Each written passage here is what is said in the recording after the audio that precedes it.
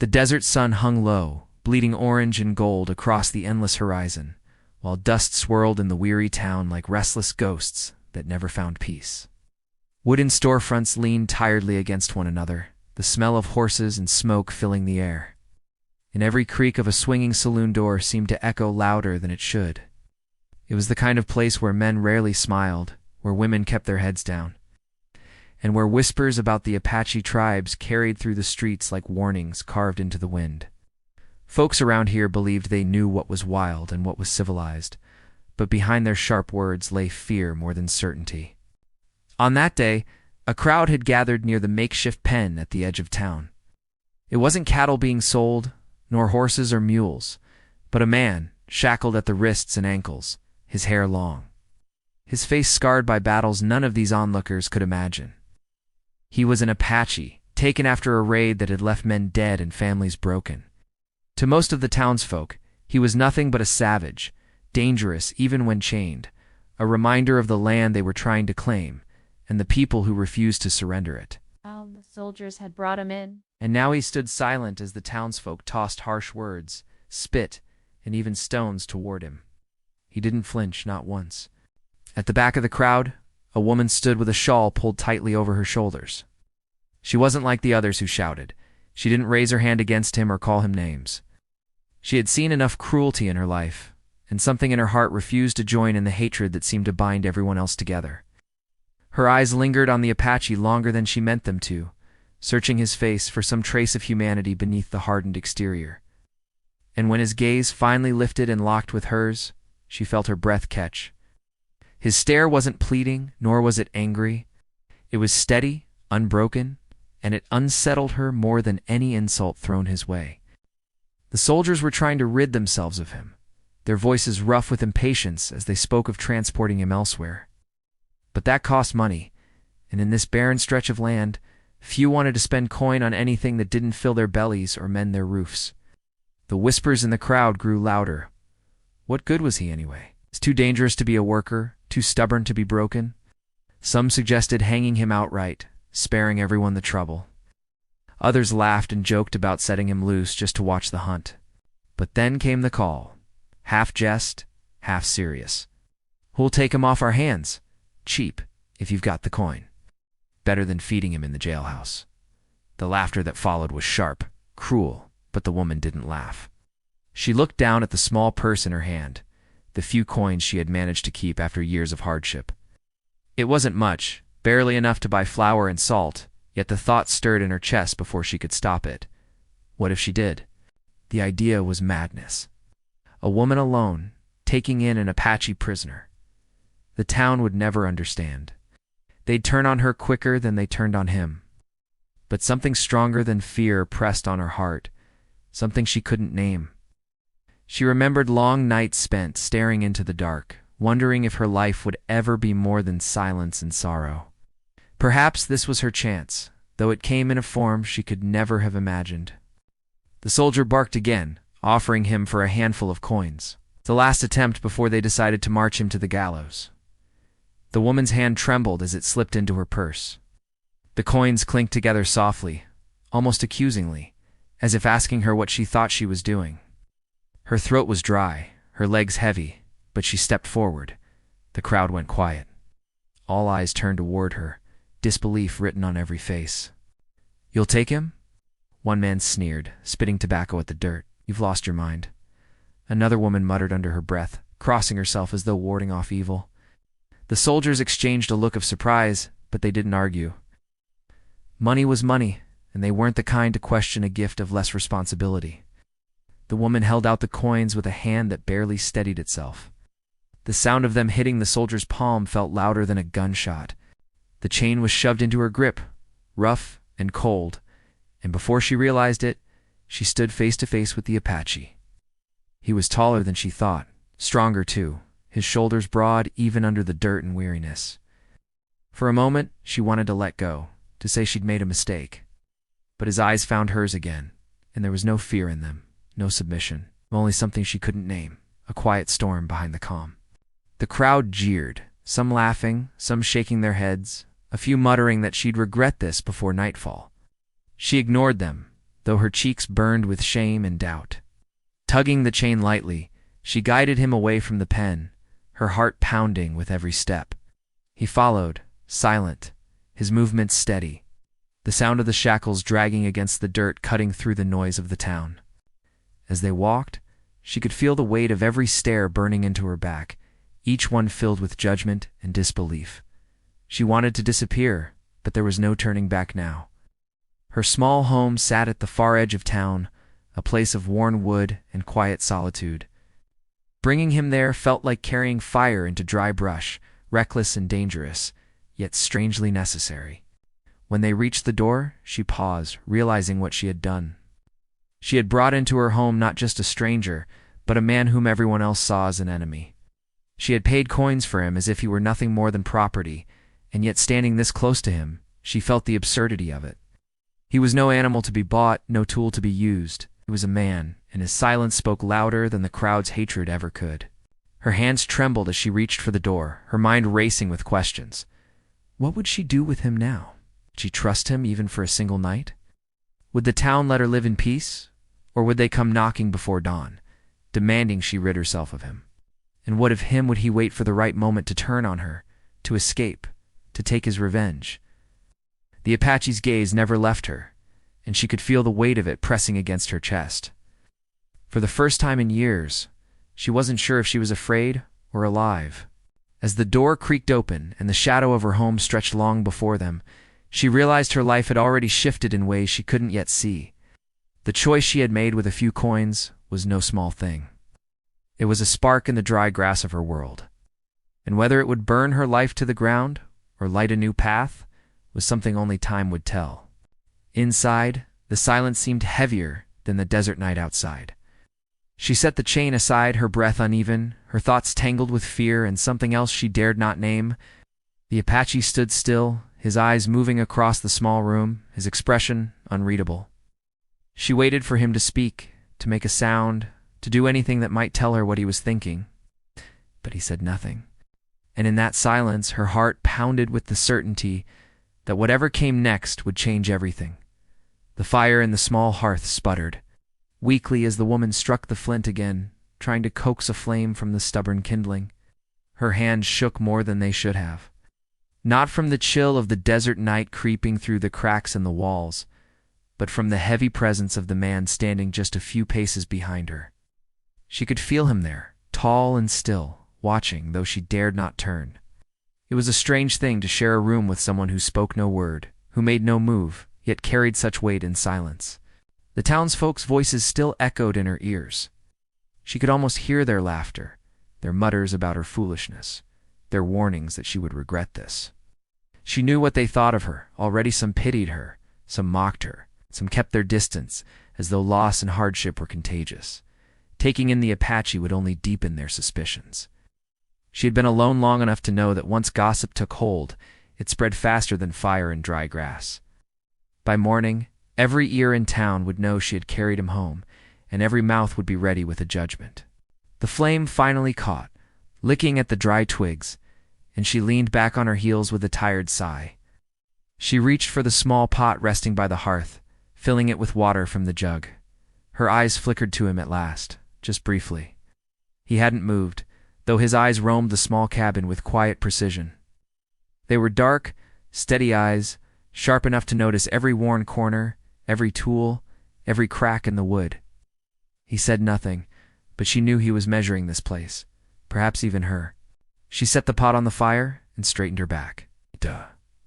Her voice came out quieter than she intended. You'll need food. There isn't much, but I'll share what I have. She waited, half expecting him to answer, half relieved when he didn't. He only stood there, broad shoulders casting a shadow that stretched across the floor.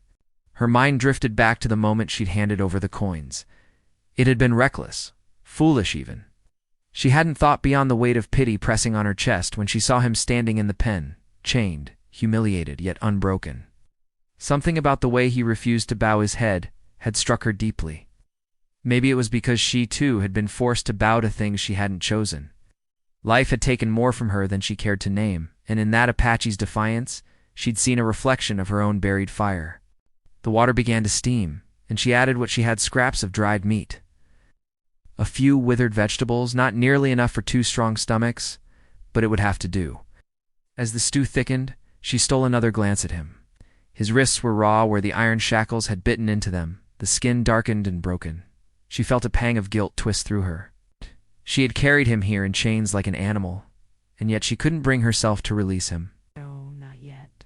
She didn't know him, didn't know if he would harm her the moment she freed him, or vanish into the desert and leave her to the wrath of the town. Her voice trembled as she spoke again. "If I take these off, will you try to hurt me?" The question hung in the air, fragile as glass. He did not answer, but his eyes met hers with a steady calm that unsettled her even more than anger would have. It was as though he was telling her without words that the choice was hers alone, that he would not beg or promise, that whatever came next rested on her courage. The stew was done. She poured it into 2 wooden bowls and set one on the small table before him. The chains rattled as he sat, each sound a reminder of the tension knotted between them. She sat opposite him, her own bowl steaming in her hands, though she found little appetite.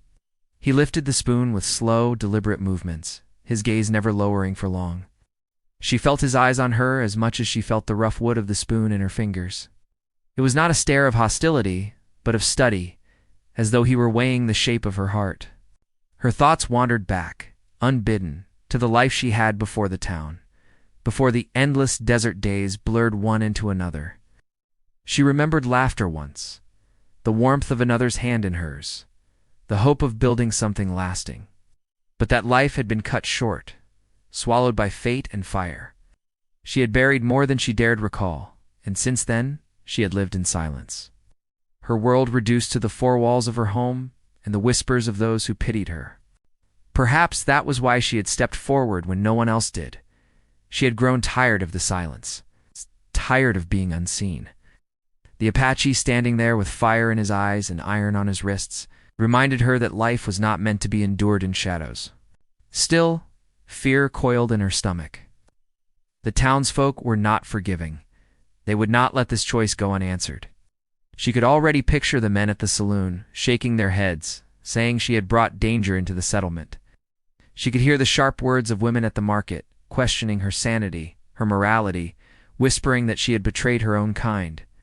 By morning, the town would be watching, waiting for her to stumble. The fire cracked, startling her, and she realized her hands had grown cold around the bowl. Across the table, the Apache had finished eating, setting the bowl aside with a quiet scrape. He said nothing, but she thought she caught the faintest flicker of acknowledgement in his eyes, as though the food had meant something more than simple sustenance. Her own bowl was still nearly full, her appetite gone. She rose and carried it back to the hearth, her mind heavy with questions she could not answer. What would tomorrow bring? Would he stay silent forever, or would his voice one day break the stillness? Would the town come knocking with torches and ropes, demanding she surrender him? When she turned back, he was still seated, his posture tall despite the chains. For a moment, their eyes met again, and she felt something stir inside her that she could not name. It was not fear, not entirely. It was something else, something raw and unfamiliar, as though standing at the edge of a cliff and not knowing whether to fall or to fly. She lit the lantern and set it on the table, its warm glow softening the edges of the small room. The night outside pressed against the windows, the desert wind carrying faint cries of coyotes across the dark. Inside, the silence thickened, broken only by the occasional rattle of iron as he shifted. The woman drew the shawl tighter around her shoulders and sank into the chair opposite him once more. Her eyes studied the man across from her, the so-called savage whom she had bought with a few coins, sitting here watching the quiet strength in his eyes. She felt as though it was she who had been purchased, bound to a choice that could not be undone. Her thoughts were restless, torn between the weight of her past and the uncertainty of what lay ahead. She wondered what stories carved the scars on his skin, what battles had hardened his gaze, what losses he carried silently in his chest. And she wondered if in some way she could not yet see. Their lives had been drawn together by something larger than coin or chance. Outside, the desert night deepened, stars spilling across the endless sky like spilled salt. Alf. Inside, 2 souls sat in silence, bound by fear, by curiosity, by the fragile thread of a choice that had already begun to change everything. And as the lantern flickered low, the woman realized she did not fear the man across the table as much as she feared the unknown waiting beyond. Dawn, the morning came slower than usual, heavy with a silence that seemed to press against the walls of the small cabin. The woman had not slept much. She had sat awake in her bed, listening for the smallest sound that might tell her what the Apache was doing. Every creak of the wood, every sigh of the wind had felt sharper in the dark. When the sun finally slipped through the cracks of the shutters, she rose with a weight in her chest that no rest had eased. She found him sitting where she had left him, by the table, his wrists still bound but his back straight. His eyes steady as they followed her. He had not touched the blanket she had left for him. He had not closed his eyes, at least not that she could tell. The thought unsettled her. She wondered if he had sat awake all night, listening for her movements the way she had listened for his. Her first act of the day was to move the curtain aside just a fraction. Outside, the town stirred. A rider moved past on horseback, dust rising behind him. Across the distance, she could just make out two women walking toward the well, their baskets at their sides. They spoke with their heads close together, and though she could not hear their words, she knew well enough what was being said. By now, every voice in the town had likely passed judgment on her choice. She imagined the faces of the men at the saloon, their smirks, their bets on how long it would take before she regretted her decision. That weight pressed harder than the silence inside. She let the curtain fall and turned back. The Apache's gaze had not left her. She felt exposed under it, yet also grounded in a strange way. She reached for the kettle and set it on the fire, the simple act of boiling water giving her hands something to do. The smell of coffee soon filled the room, mingling with the dry scent of dust and iron. "People will come today," she said quietly, more to herself than to him. "They'll want to see. They'll have their questions." She hesitated, then forced herself to meet his eyes. "They'll see you as nothing but trouble." He didn't answer, but his silence was not empty. It carried something that felt heavier than words, a kind of patience or endurance she couldn't quite name. She poured the coffee into a tin cup and placed it before him. His chains rattled when he reached for it, the sound grating against the calm of the morning. He lifted the cup slowly, his eyes still watching her, then drank without a word. As the hours passed, the unease she feared crept closer.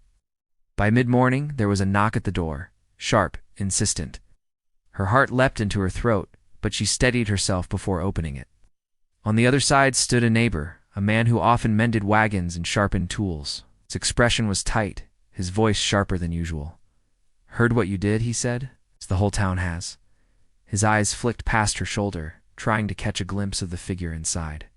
"You planning to keep him? 'Cause folks aren't going to sit easy knowing he's under your roof."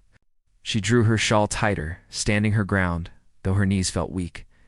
"He's not hurting anyone. Not yet," the man replied, his jaw clenched. "But people don't forget, not after the raids. You think anyone will trust you with him here? You're asking for trouble." His tone softened only slightly, almost pitying. "You'd do better to turn him back over before something happens." Her answer stuck in her throat, but she managed to hold his gaze. The man shook his head, muttered something under his breath, and turned away. She closed the door slowly, her breath uneven, her heart racing.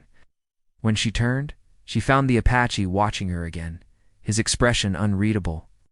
She wondered if he understood the exchange, if he knew how the town's anger was already rising.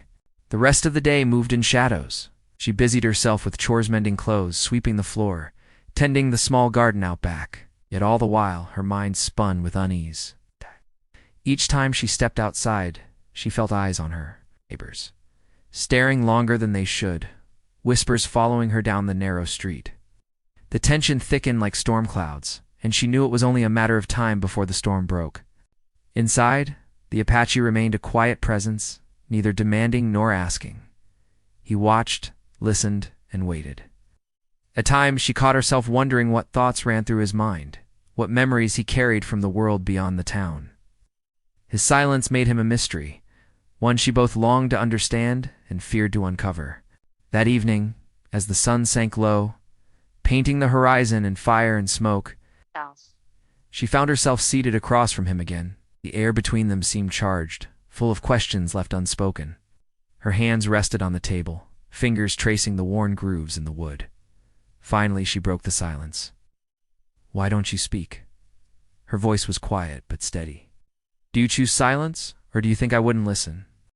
His eyes lingered on hers for a long moment. Then, slowly, he set his shackled hands on the table, the iron clinking softly. When he spoke, his voice was low, rough, but clear. "You bought me." The words cut through her, sharper than she expected. She opened her mouth to explain, to defend, but no words came. The truth of it hung in the air, undeniable. She had bought him with coins, just as one might buy an animal or a tool. And yet nothing about him was anything less than human. "I couldn't let them kill you," she whispered finally, her throat tight. His eyes narrowed slightly, but he said nothing more. The silence that followed was heavier than before, filled with unspoken truths. That night, as she lay in bed, his words echoed in her mind. "You bought me." It was a wound she hadn't expected, one that opened wider the longer she thought of it. She had acted out of compassion, or so she told herself, but beneath that lay a truth she could not ignore. She had made a choice that tied his fate to hers, whether he wanted it or not. The days that followed were tense and uncertain. More neighbors came to her door, some curious, some angry, a few even threatening. They warned her of what might happen, how quickly an Apache could turn violent, how dangerous it was to trust him. Some said she was putting the whole town at risk. She met their words with silence or with quiet defiance, but each encounter chipped away at her resolve. She began to wonder how long she could hold against the weight of their disapproval. Yet as the pressure from the town grew, so too did her awareness of the man within her walls. His presence no longer felt like that of a stranger. He moved with quiet strength, helping without being asked, stacking wood near the door, mending a broken latch with the tools she left on the table. His silence softened at times, replaced by short, simple words. Each time he spoke, she felt the air shift, as though a door had opened just enough to glimpse the storm behind it. One evening, she found him standing at the edge of her garden, his eyes fixed on the horizon where the desert stretched endless and untamed. His chains rattled softly as he moved, and for the first time, she wondered not just about her own choice, but about his. Did he dream of escape, of returning to his people? Did he see her as a captor, no better than the soldiers who had bound him? The conflict within her deepened. The town pressed harder, the stares and whispers sharper each day. Inside, her home was no longer silent, no longer lonely, but filled with questions she could not answer. And between those two worlds, one of fear, the other of quiet defiance, she felt herself being torn apart. The Apache's presence had already begun to change her life, though she could not yet see where the path would lead. And with each passing day, the weight of the town's anger grew heavier, pressing closer, threatening to break through her door. One night, as the wind howled outside and the fire burned low, she heard the sound of footsteps in the distance. More than one, slow, deliberate. She froze, her heart hammering, her eyes darting to the door. The Apache lifted his head, his gaze sharp, alert. The knock came again, harder this time, echoing through the small cabin. And in that moment, she knew the conflict was no longer something she could keep outside. It had come to her doorstep, demanding an answer. The knocking at the door did not stop. Each strike was louder than the last, rattling through the small cabin like the pounding of war drums. The woman's heart raced in her chest, her hands pressed flat against the table as though bracing herself against the weight of it. She looked to the Apache, and for the first time since he had entered her home, she saw his body tense, his gaze narrowing on the door.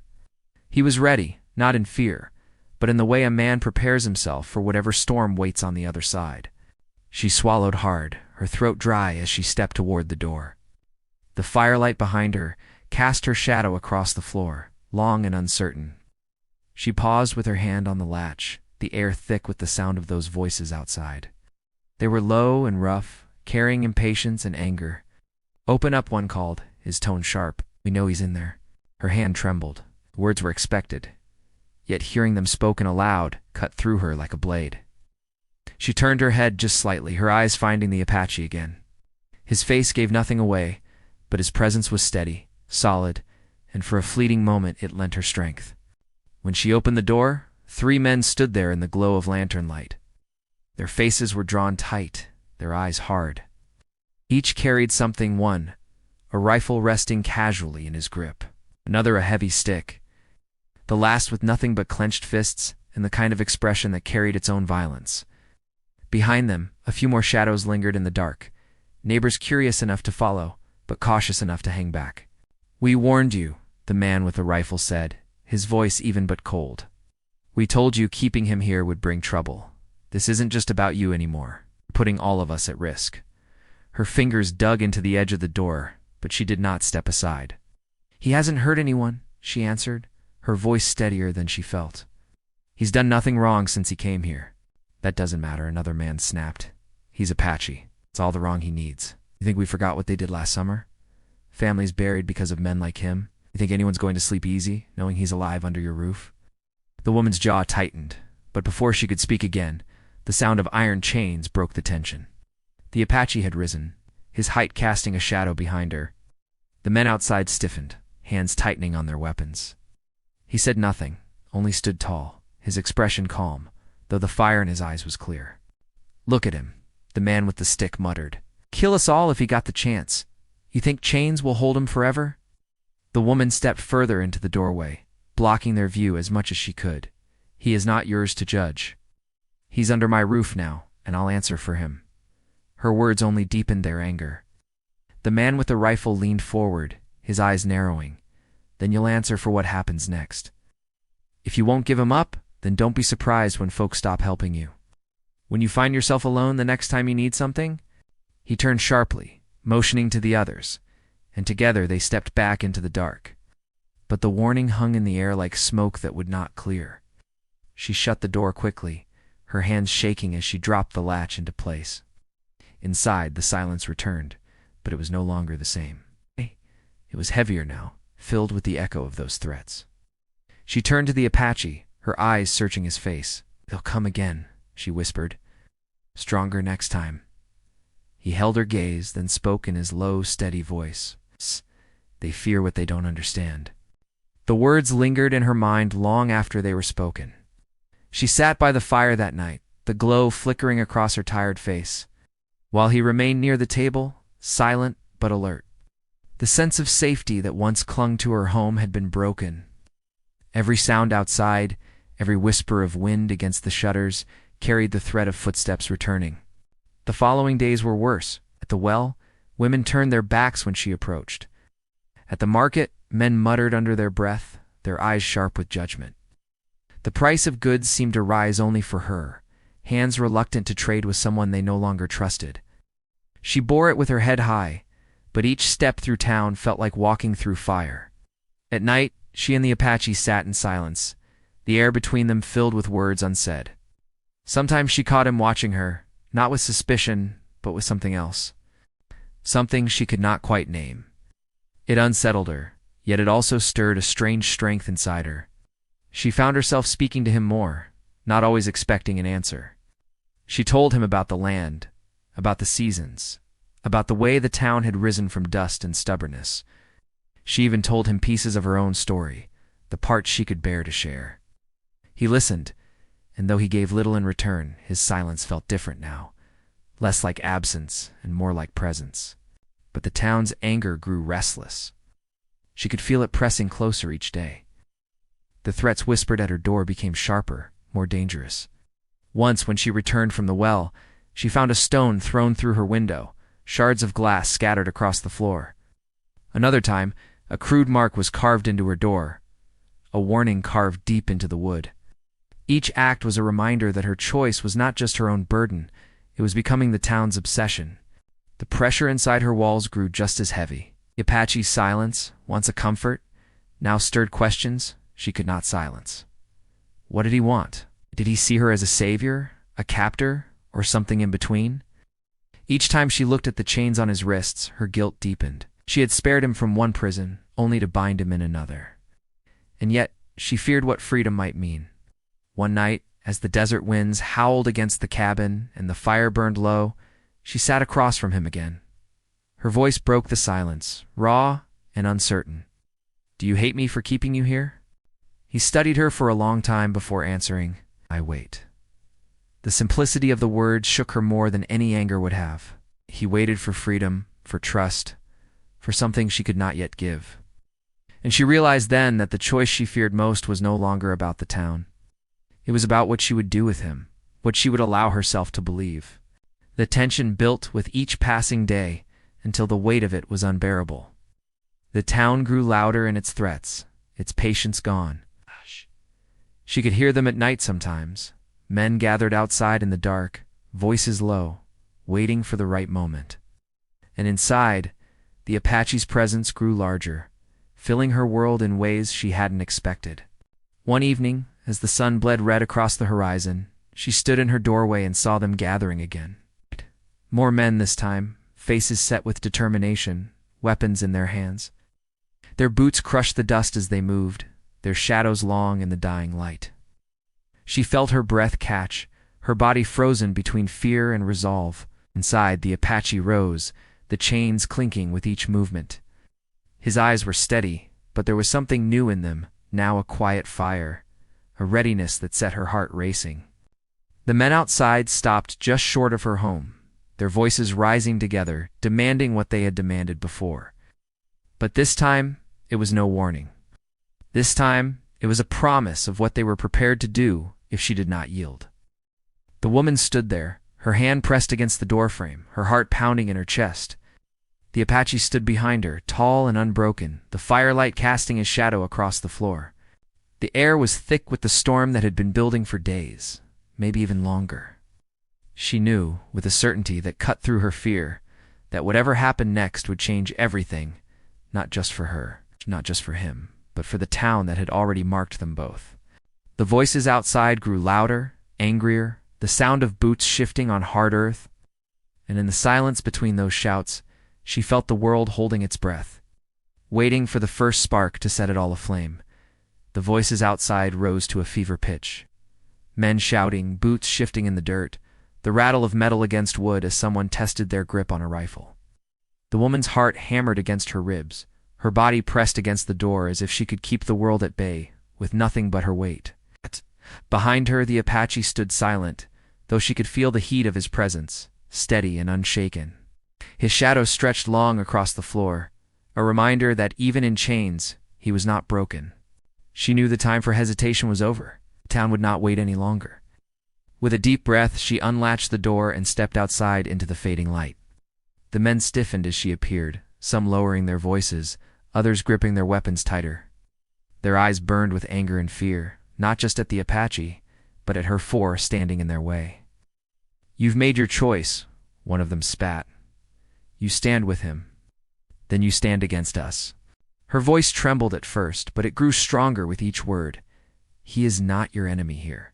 He has not raised a hand against you. Chains on his wrists were not his choosing, and neither was the hatred you've carried against him. He's a man no less than you."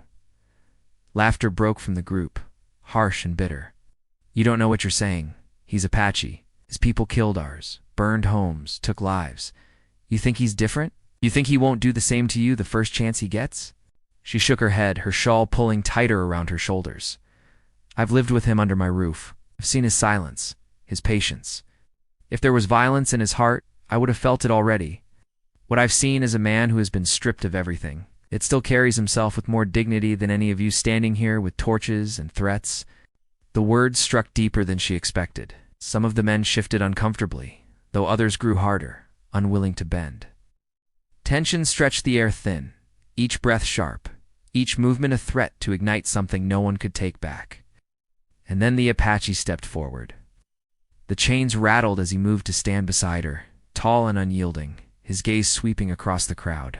He did not speak, but his presence was louder than any word. For the first time, the townsfolk truly looked at him not as a shadow in a pen, not as a story passed in whispers, but as a man. One of the older men lowered his rifle slightly. His voice was quieter when he spoke. "What do you want with him?" The woman drew in a slow breath. "I don't want anything. Only ask that you see what I've seen, that he is not what your fear makes him. We cannot live forever by the sins of yesterday." For a long moment, the only sound was the wind carrying dust across the ground. The men glanced at one another, torn between anger and doubt, between vengeance and weary silence. Finally, the one with the rifle spoke again, his voice strained but softer. then his fate is on you. Don't expect help when it turns against you." He turned and walked away, the others hesitating before following. Their boots faded into the distance, their lanterns shrinking into the darkness until only the stars remained overhead. The woman stood frozen, her breath uneven, her body trembling from the weight of it all. Only when the night had settled again did she realize her hands were clenched tight at her sides. Slowly, she turned back to the Apache, who watched her with the same steady gaze as always. "You could have spoken," she whispered, though not in accusation. "Could have begged for mercy, promised them something. But you didn't." His voice came low, calm. Words would not change them, only time. Her heart ached at the truth of it.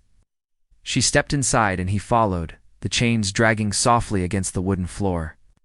She looked at them then, the cruel iron biting into his wrists, and something inside her broke. With trembling fingers, she reached for the small key she had been given with the chain. Breath caught as she turned it in the lock, the click loud in the silence. One by one, the shackles fell away, landing on the floor with a dull weight. He stood free for the first time in her home, his wrists raw but unbound. For a moment, she feared what would come next. Fear tightened her chest, wondering if he would leave, or worse, if the townsfolk had been right all along. But he only flexed his hands, his eyes lifting to hers, with something deeper than she could name. The days that followed did not grow easier. The town remained distant, its people wary, its whispers sharp. She found herself cut off from many she had once relied on, the price of the choice she had made. But she no longer felt the same solitude she once did. The Apache worked alongside her, silent but steady, mending the fence, carrying water, splitting wood. They rarely spoke, but in the quiet, something unspoken grew a trust, built not on words, but on the steady rhythm of days shared. At times, she caught glimpses of something in him beyond the silence, the way his eyes softened when he watched the horizon at dusk, the way his hands lingered briefly on the soil of the garden, as if remembering lands far beyond her own. She wondered often about his people, about the life that had been torn from him, about the family he might still long for. She did not ask, for some wounds were not hers to open, but she felt their presence all the same. One evening, as the sun bled into the desert, painting the sky in fire, he spoke more than he ever had before. His words came slowly, but they carried weight. "You chose to see me when no one else would. For that, I will not forget." She said nothing at first, her throat tight with emotion. "Finally," she whispered, "and you gave me back something I thought I had lost. A reason to fight again." The silence that followed was not heavy this time. It was full, alive, carrying the warmth of something she could not name but felt deeply. The weeks stretched into months, and though the town never fully softened, its anger began to fade into caution. People still stared, still whispered, but the fire of their fury had cooled. They saw that no violence came from her home, no harm from the man they had once feared. Slowly, grudgingly, the edge of their suspicion dulled, though trust remained far away. Life went on in the small cabin at the edge of town. The woman and the Apache found a rhythm, not of words, but of shared days and quiet strength. She had once bought him with coins, but in truth it was she who had been changed. The loneliness that had once weighed her heart now lifted, replaced by something she could not have imagined when she first stepped forward at that dusty pen. In the end, the story was not of coin or chains, nor of fear or judgment. It was of two lives colliding where they least expected, reshaping one another against the weight of a world that sought to tear them apart. The townsfolk would always remember her as the woman who brought the Apache into her home, but for her, the memory was something more. It was the moment she chose courage over silence, humanity over fear. And as she stood one night beneath the endless desert sky, stars scattered like fire across the dark, she realized the truth of it all. Her life had changed forever the moment she reached for those coins, not because she had bought a man's freedom, but because she had chosen to see him as a man when no one else would. The future was uncertain. The town might never forgive. The past would never be undone. But in the quiet, with the desert wind carrying its eternal song, she knew one thing with certainty: she was no longer alone, and neither was he. And sometimes, in a world that tried to divide what it feared, that was enough to begin again.